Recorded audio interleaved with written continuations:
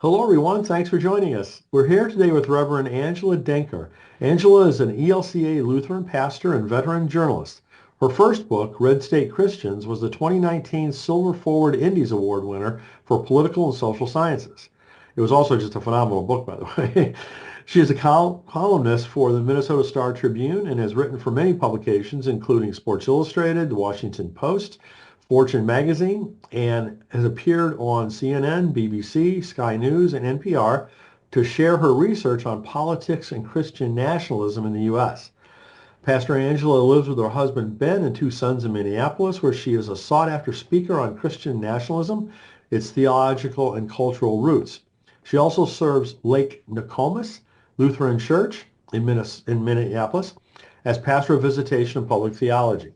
Angela's new book is titled Disciples of White Jesus, The Radicalization of American Boyhood. You can learn about all of Angela's work on Christian. There it is. There it Love it. You can learn about all of Angela's work on Christian nationalism, American culture, social issues, journalism, and parenting on her Substack, which is called I'm Listening, and on our website, angeladenker.com.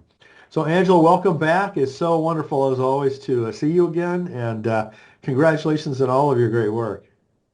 Thanks, Brian. You've been in this space for a long time of trying to lift up people's voices, of trying to, give voice to this alternate form of Christianity that's not steeped in Christian nationalism. So I'm grateful for the networks that you've provided and just your steadfastness in continuing to provide this space. So glad to see you again.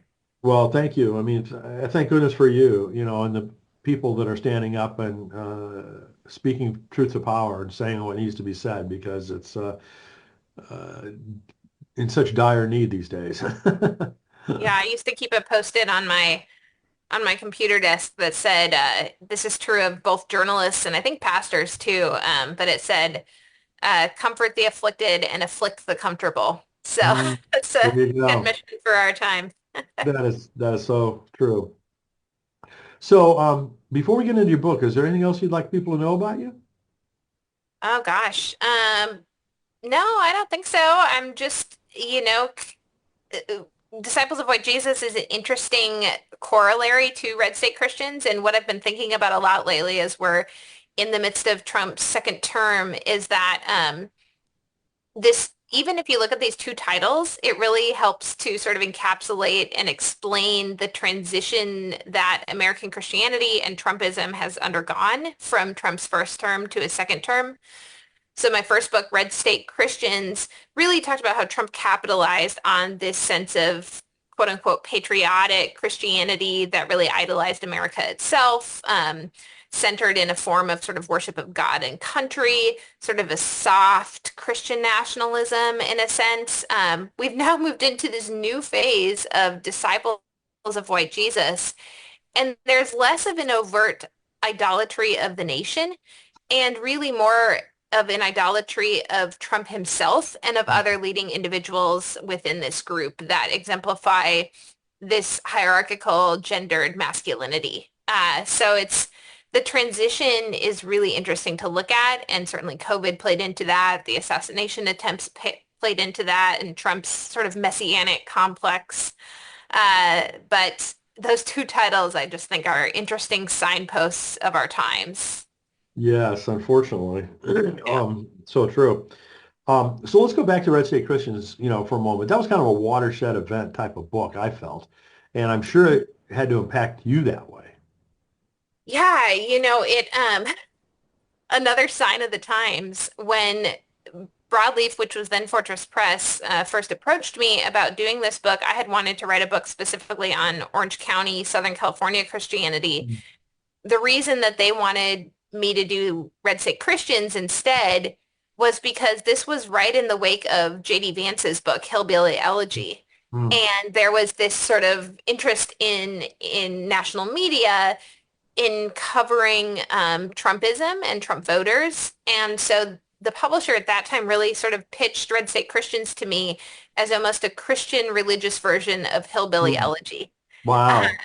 which is fascinating now that we've seen sort of the transformation of J.D. Vance from sort of liberal media darling to, hardcore traditionalist Catholic, hater of cat ladies, Trump's leading VP. Again, it speaks to our current moment and how much everything has changed. Hmm. So let's shift books and talk about the new one. As I mentioned, the title is Disciples of White Jesus, the Radicalization of American Boyhood. How did that book come about? I'll put it up here again because I Yes. love what they did with the cover. I got to have some impact on that. And it has sort of a journalistic Americana feel, but also sort of a haunting sense. And somebody told me when they looked at the font choice, they said it was evocative of Nazi Germany, which wasn't necessarily intentional, Wow. but Wow. And it's unusual to have such a dark color for yeah, the main background. yeah, Um, so many books, I think best practices and attention are bright yeah, colors. yeah. Yeah, I love it because it's almost like a newsprint feel, Yeah, of that yeah. dark gray. So anyway, Well, the Red but yeah, House really stands out, and that's kind yeah, of, evocative of the theme of the book, right? So, yes. And again, like going back to Red State Christians, in the beginning of that book, I talk about the song Pink Houses from um, John Cougar Mellencamp and, oh gosh. you know, uh, Ain't That America? So yeah, interesting transitions. Tell me again where I got lost on the cover here. Yeah, Where no. So how did this new book come about? Yeah, so this was not the book I intended to write next. I was hoping to veer away from right-wing politics and write something a little bit more easier to digest, I think. And so I was exploring a few different ideas and looking at a little bit more of sort of my own story, looking at how success has been redefined in America and sort of what it looks like to reject conventional commercial success in Hmm. favor of a gospel of theology of the cross. Um, but broadleaf again sort of had this idea, they're connected with the Lutheran Church. They're here in Minneapolis, which is where I am. So we kind of have an ongoing communication, and they Mhm. had come to me with an idea about a book on boys and men, but really sort of a narrowly conceived idea of a very, very short book, maybe more like a pamphlet, geared specifically towards congregations. Hmm. And, the idea was I would put this out really quickly and it would really be geared towards churches. And I wasn't all that interested in that because when I started to think about this topic, I was sharing it with other people outside the church. And what I became aware very quickly that this is a topic area looking at white boys and men and what's happening demographically for them, both from a parenting, educational perspective, and also looking at the role of violent masculinity within the church and how that's impacting this Hmm. group. Um, Very quickly, I became aware that people are interested in this book who are never going to set foot in a church, specifically a Lutheran church. And so I felt like this is such a big topic area.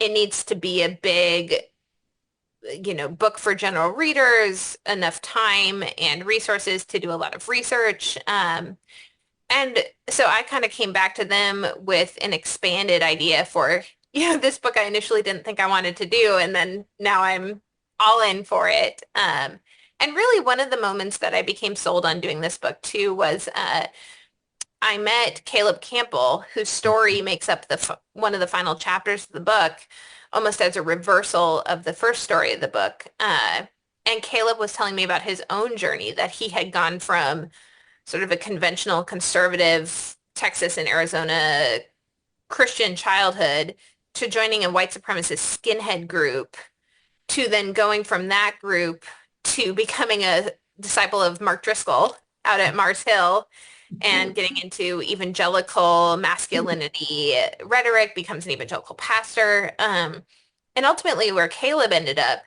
after COVID, watching the fallout of COVID, he became a real resistor of Christian nationalism and suffered for it with people leaving his church, suffered physical health consequences, but has really been galvanized in this idea of being a missionary to Christian nationalists based Mm, on both mm, his own personal story and his theological and faith convictions. And I saw in that story a really powerful lens of what a reformed evangelical masculinity might look like, and some hopeful paths out. And just the authenticity with which Caleb shared that story with me, it really inspired me again that these were stories that I was willing to dive into. Maybe he gave me some hope. So, mm. Wow, wow. Crazy times, right? yeah. Um, so in the book's description, it says white boys and men are dangerous. White boys and men are struggling. Both of these statements are staggeringly true in America today. So can you say more about that? Yeah, it's tough, right? As you mentioned, I'm the mom of two boys, two white boys. I'm married to a white man. And, I don't want to think of them either as quote unquote a problem or dangerous or that they're struggling. And yet at the same time, every time, that I would tell people that I was writing about white boys and men, just so many personal stories pour out from people about their grandson, a student in their class, a player on their team, their sons, their friends' sons. This sense of lost identity, this sense of floundering, and then this sense of into that sense of lost identity or floundering comes pouring this online radicalization principally, these antiquated religious ideas that are paired with new age supplements, muscles, manosphere, tech bros, podcasts, that cause a construction of identity that's really rooted in a masculinity that's violent, that's angry, that has trouble forming relationships. And the two statistics that really frame those two statements that I think are important accompaniments to understanding and looking at what I'm addressing in the book is that white boys and men are both most likely, more likely than any other demographic group to be mass shooters, and they're also most likely to die by suicide. Yeah, yeah. And so we have this dual sense of violence externally and violence internally. And the problem of both sides can't be solved without acknowledging the other part. Hmm. Well, the phenomenon that you're talking about there had a huge impact on this last election, right? I mean, it was kind of surprising, at least, to a lot of observers that the young, white male or young people more generally, you know, um, backed Trump at a higher degree than what I think anyone expected. Yeah, unfortunately, this last presidential election has made my book even more relevant. And Yeah, the yeah. things that I wrote about, you could see play out in that election. Uh, one one sense of that you really notice, and that I think the reason why it caught so many people by surprise is that there was almost this deification and sort of admiring of Gen Z by national media and sort of this painting with really broad strokes about a generation and, how tolerant they are, and there was at the same time almost a patronizing view of who they were. And there wasn't enough sort of listening to this whole generation. There wasn't enough examining of their media habits, of the kind of media that they were consuming. Um, and so what it led to is, on one hand, you had a Democratic campaign that was sort of pandering in its solicitation of younger voters. And then you had a Republican campaign that was feeding into the worst, but also the most prominent tendencies of online media that was being consumed, principally by young men. But there was just so much ignoring of some of these warning signs around what was happening with Gen Mhm. Z. When you look at influencer media, particularly, just the rise in the trad wife movement, the rise Yeah. in these mom influencer accounts that were really supporting traditional gender roles and supporting a gender hierarchy, encouraging women not to go to work, encouraging people to homeschool. all of this, intensified by a pandemic, all of this intensified by a belief in conspiracy theories, a lack of trust in institutions and media. Um, and so when you examine all the factors, it's not all that surprising, but it was surprising because of the lack of depth and willingness to really listen and understand what was going on with this younger generation. And I think, speaking for myself and other people I talk to too, it's like we've had this hope of the Mhm. younger generation, realizing how screwed up my generation is, that, you know, that they'd see through the problems and help us turn it around. And like, as you and I were talking beforehand, it's going to be a long road, I'm afraid.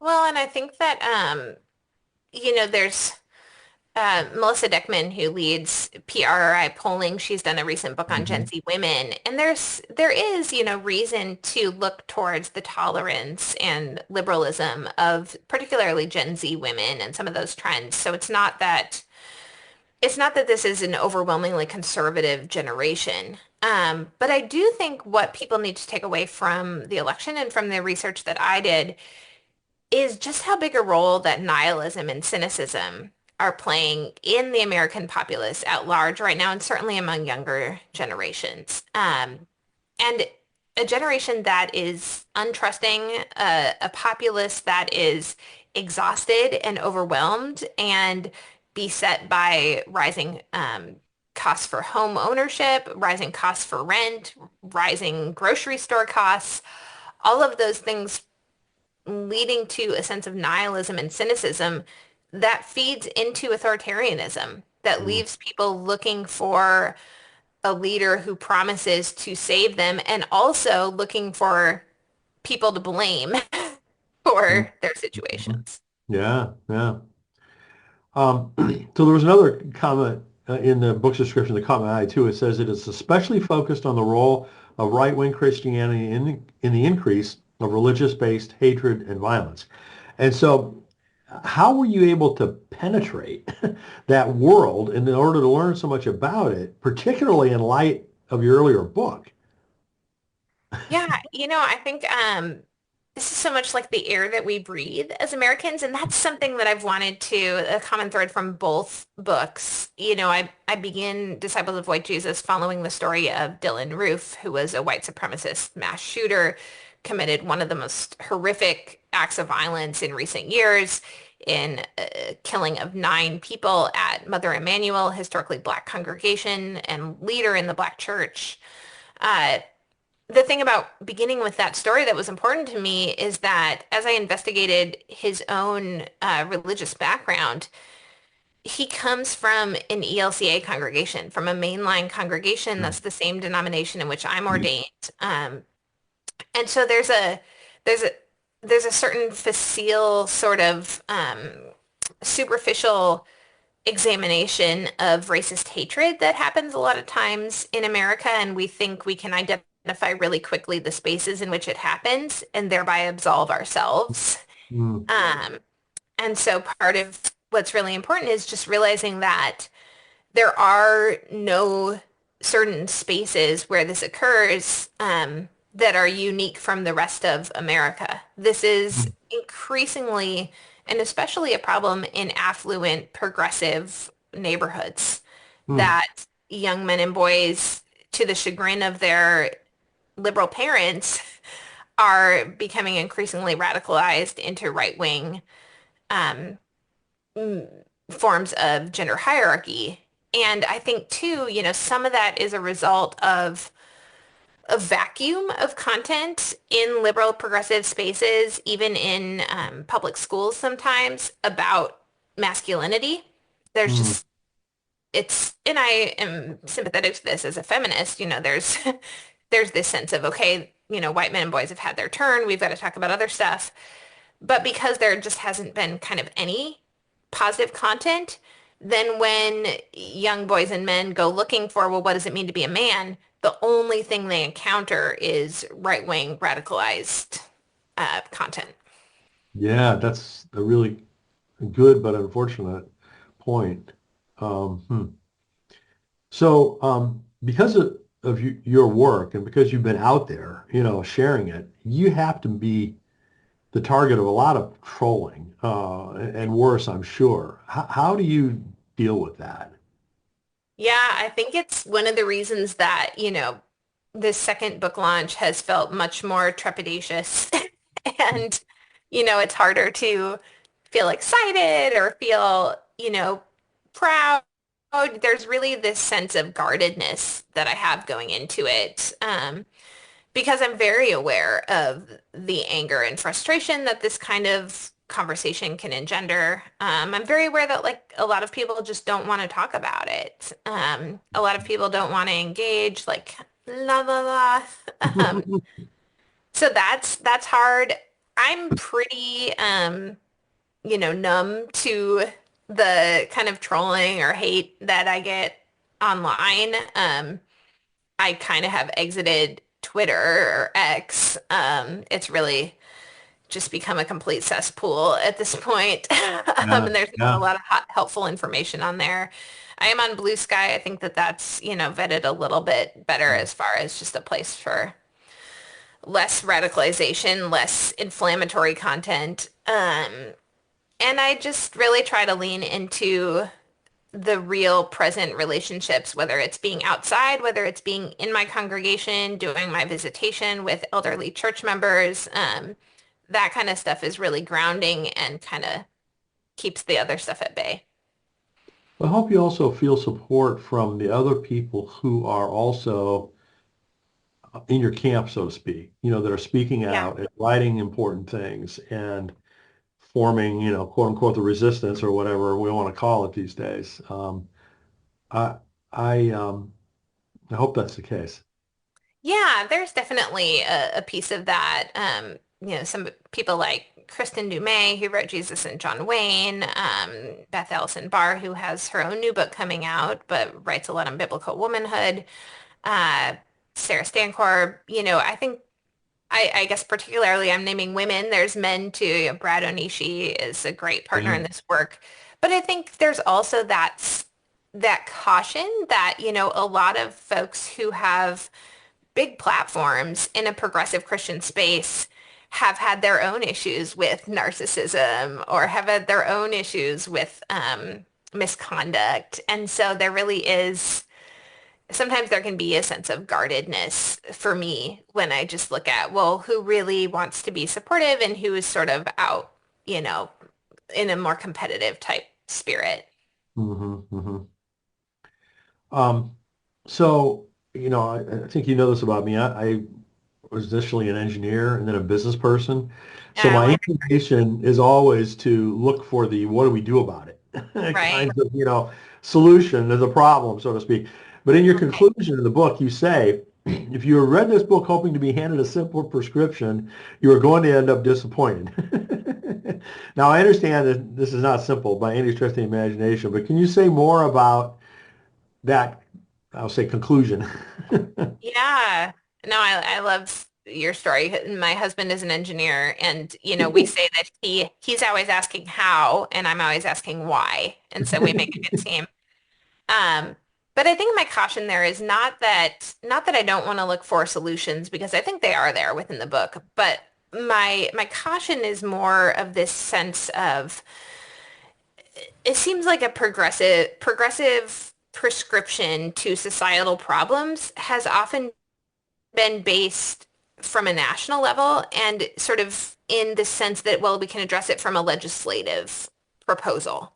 And so if we have legislative policies, if we have national prescriptions, I mean, you saw this downfall in the presidential election, again, of a lack of a local ground game and too much of a on high controlled prescription. So I think that's part of what I'm reacting against when it comes to what's happening with men and boys. And the other caution too is I think that if I were to lay out sort of these big policy level prescriptions, it leaves individual people feeling kind of disempowered. It's like, well, I can call my representative and that's it. Or maybe I can vote. So what I wanted to do really is empower people that one of the important ways that we enact societal change and why I still kind of believe in the local church is that it does begin with relationships and it also begins with alternative narratives for the young men and boys in our own lives. What are some of the alternative narratives? And I think you yourself, you have an alternative narrative of what masculinity can look like and what in a very male-dominated background, in a traditionally masculine background, but how you've used it to lift up many marginalized voices or stories that may have gone, not as well unheard. So I just think that being able to help boys and men see themselves in alternative narratives and examples in their own lives Hmm. is really, really helpful and important. Hmm. Yeah. Yep. Amen. So what would you like the readers to most take away from the book? Yeah, well, I mean, what I just said is really important of just like, okay, if you're feeling overwhelmed, because I think we're all feeling overwhelmed right now, just take a step back and look at your own life, your own web of relationships, and who are the young men and boys and old men and boys in your life um, that you that you want to have an impact on, that you want to discuss what masculinity looks like for them. Really look at your own relationships, your own community. And again, that's why I always really want to make it clear that the problems of society that we see are not problems of somewhere else in America, that these trends exist everywhere. And so wherever you are when you're reading this book, um, there's places in your own community where you can make a positive difference, that you can begin to build relationships. And oftentimes, that can look like local organizations. They don't have to be faith-based, but Mhm. local community-based organizations are some of the strongest weapons we have against fascism and authoritarianism. Local bonds, building trust, all of those things are really important right now. Yes, yes. Well, I really need to take that to heart and think more about what I can do personally in that regard. So in your acknowledgement sections of the book, you talk a bit about working with Broadleaf Books, who personally I've come to admire more year after year. What was that experience like for you? Yeah, so as I said, I'm an ELCA Lutheran pastor. I've been ordained over 10 years. And also Broadleaf is headquartered here in Minneapolis where I live. So it's that unique experience of, my agent is in New York City and she's kind of got her pulse on, the literary and journalistic world is very much still headquartered in New York City. But what's great for me with Broadleaf is, it's just down the road. If I want to see my editor, I can see her in person easily. I can connect with our PR person in person. And I think there is, that willingness to engage too on a theological level. I do think that Lutheran theology, when it comes to understanding Christian nationalism through the lens of the theology of glory versus theology of the cross, is really important. And for me too, as someone of German American, German Lutheran descent, the complicity of German Christians in the rise of Nazism, I think, calls me to a sense of responsibility of not being one to just go along with what's happening in Mm-hmm. American Christianity. Mm-hmm. Do you think that the Broadleaf folks see it that way too? I don't want to speak for them, but they support that I do, I will say, which Yeah, is I'll yeah, take that. yeah. So another really wonderful thing you did in the acknowledgement section is a shout out to other authors working kind of in a similar space. And I love that, first of all, and I don't necessarily see enough of it, from Yeah. authors because I don't know if there's a competitiveness, implied, but compared to the other industries I used to work with, the competitiveness level and the motivation to be competitive within this space is so much different, right? I mean, I think that collaboration amongst similar authors is so much more valuable than treating each other as competitors. How do you view all of that? Yeah, I'm always kind of surprised by it because if I meet someone who I think is better than me, like, doing a better job with covering a certain topic or writing well or having a more successful book, I see that as like, oh, I really want to meet that person and I want to learn from them and grow from them. But I think there can be a sense of jealousy or insecurity. And again, I think that is too bad. And it does Yeah. to the hold that Theology of Glory has. Because, the publishing world is getting smaller all the time. There's less and less money available. There's less and less ability to get things done. It's more and more based on celebrity. It's more and more based on, what's the most inflammatory thing we can get out there. Um, so those relationships of support are so, so key and Yeah. important to helping, to spread the work too. And so, like I said, there are those relationships that just continue to be invaluable in these kind of spaces. And I hope to continue to build more of them. I'm Good. interested. Good. I think I totally agree with everything you just said. So a lot of our audience are authors not necessarily as far along as you are. So what kind of advice do you have for them? Yeah, I mean, I think it's it's advice that I need to take myself, right? Like, you say like, oh, they're not as far along as you, and I think, oh gosh, I'm not very far along. And I think what can happen in this journalism media space right now too is that as you achieve things, you keep kind of moving the target so that you never feel like, oh, that was something that went well. And so I do Mm, think it's important for people to look back and, as we're sitting here in front of me, I do have like a cork board with some things that inspire me on there. And, a couple of them are feedback from people. One of them is a note I got from my grandpa before he died. He was a pastor and he went through his own experiences of rejection or, faith crisis. And so I do think it's important to hold on to, those positive things because there's such this tendency to, you can get all kinds of positive, supportive comments, but if someone says one negative thing, that's the thing you remember. And yeah, that's yeah. really just a way to, get you to stop speaking the truth. So, Well, I hope you know how much support you have and how much good work you've done. I mean, Angela, I just can't emphasize that enough. So please don't forget about all the wonderful things that people say about your work. well, and thank you for making this space. And you are someone who's working to connect people. And I think that that's just really, really valuable. And I wish there were more people like you. So, Well, there's little that I can do these days, but anyway. So I know you're right in the middle of a important book launch, but I have to ask you if there's other things, kind of on the horizon, whether it's books or other projects that you're able to talk about. yeah. Well, one thing that is just nothing, nothing official is starting with it, but I'm thinking about writing a novel next. Wow. So I'm kind of leaning into this idea that, at a time of rising authoritarianism to totalitarianism, we really need novels that speak to what's going on, and that are going to bring a different readership than maybe Disciples of White Jesus will. So I'm thinking about that. I have some ideas. So the next Maybe, 1984? maybe. Sure, I'm always going back to 1984 lately. Ignorance is strength is some corollaries to fake news. So, but I'm constantly on Substack. I hope people come visit me over there. I'm posting there all the time. It's a really lovely community. So Yeah. grateful for that in this ever-shifting journalism world.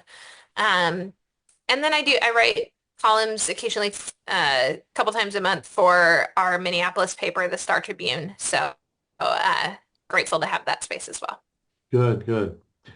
Well, Angela, again, congratulations on your new book. I really hope it does well, and thank you so much for all of your work. Again, the title of Angela's new book is Disciples of White Jesus, The Radicalization of American Boyhood. You can learn more at angeladenker.com. Angela, thank you again so much, and many blessings. Thanks, Brian.